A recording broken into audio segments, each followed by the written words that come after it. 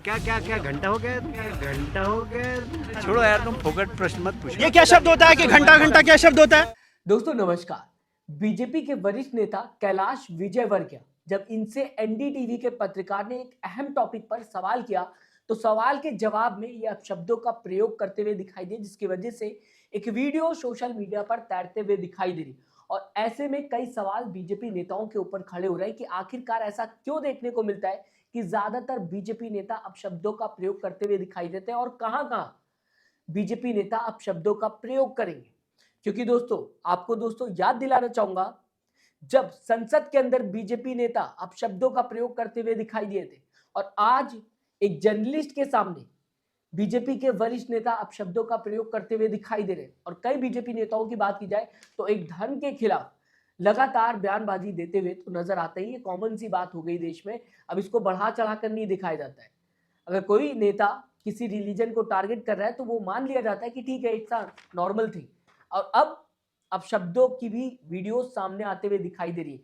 और ऐसे में दोस्तों गोदी मीडिया पत्रकारों के ऊपर भी सवाल खड़ा होता है कि गोदी मीडिया पत्रकारों ने इतनी ज्यादा चाटुकारिता कर दी कि आज अगर कोई अहम टॉपिक पर सवाल पूछ रहा है तो उसके साथ इस तरीके का बिहेव होता हुआ दिखाई दे रहा है। कब तक गोदी मीडिया पत्रकार इज्जत गिराते रहेंगे पत्रकारिता की? कब तक चाटुकारिता करते रहेंगे?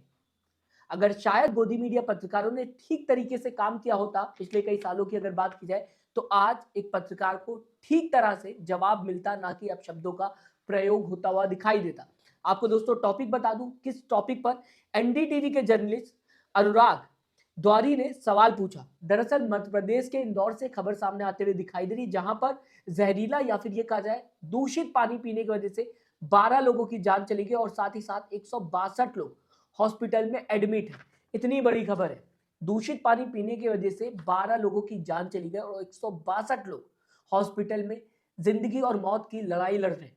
इसी को लेकर सीधा सीधा एनडीटीवी जर्नलिस्ट ने सवाल पूछा था, लेकिन जैसे ही सवाल वरिष्ठ नेता के सामने आता है वो भड़क जाते हैं और साथ ही साथ यहाँ पर अपशब्दों का प्रयोग करते हुए दिखाई देते हैं। लेकिन दोस्तों ऐसे में जर्नलिस्ट जो था मौजूद, या फिर ये कहा जाए अनुराग द्वारी वहां पर जब मौजूद थे, उनको जैसे ही जवाब दिया गया बीजेपी नेता की तरफ से तो यहां पर चुप नहीं बैठे, उन्होंने भी रिप्लाई किया और बताने की कोशिश की कि ये जो शब्द बीजेपी नेता इस्तेमाल कर रहे हैं ये गलत है।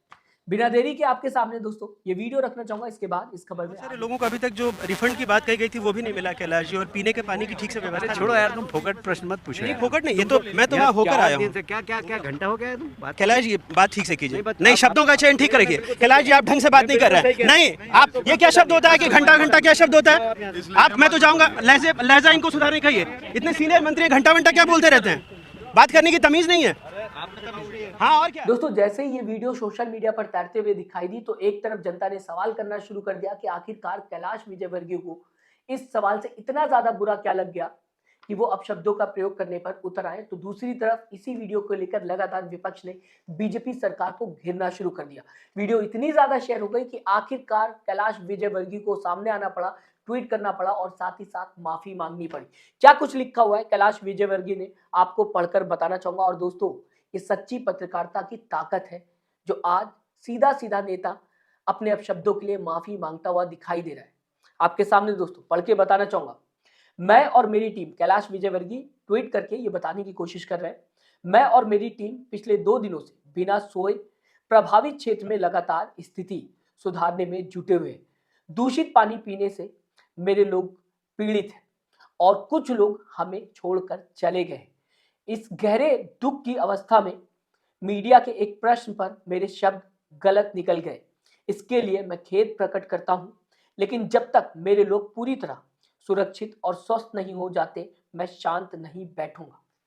अब दोस्तों यहाँ पर समझने वाली बात यह भी है कि एक तरफ जब नेता ये बताने की कोशिश करते हैं कि मैं जनता के लिए काम कर रहा हूं, तो दूसरी तरफ अगर कोई जर्नलिस्ट मेहनत कर रहा है, ईमानदारी से पत्रकारिता कर रहा है, तो वो अपने लिए नहीं कर रहा है, वो भी सवाल जो कर रहा है वो जनता के लिए कर रहा है। कुछ सच जिसे छुपाने की कोशिश की जाती है वो अपने सवाल में उस सच को बाहर लाने की कोशिश करता है। तो अगर आपको कुछ सवाल पसंद ना आए तो आप कह सकते हैं कि मैं इस सवाल का जवाब नहीं देना चाहता या फिर बाद में दूंगा, अवॉइड कर सकते हैं। लेकिन अब शब्दों का प्रयोग करना कहीं से भी सही नहीं है, क्योंकि दोनों ही जनता के लिए काम कर रहे हैं।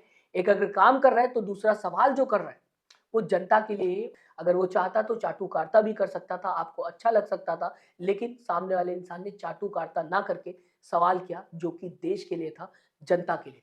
फिलहाल दोस्तों इस पूरी खबर को आप किस तरीके से देखते हैं, मैं चाहूंगा दोस्तों अपनी राय कमेंट बॉक्स में जरूर दीजिएगा।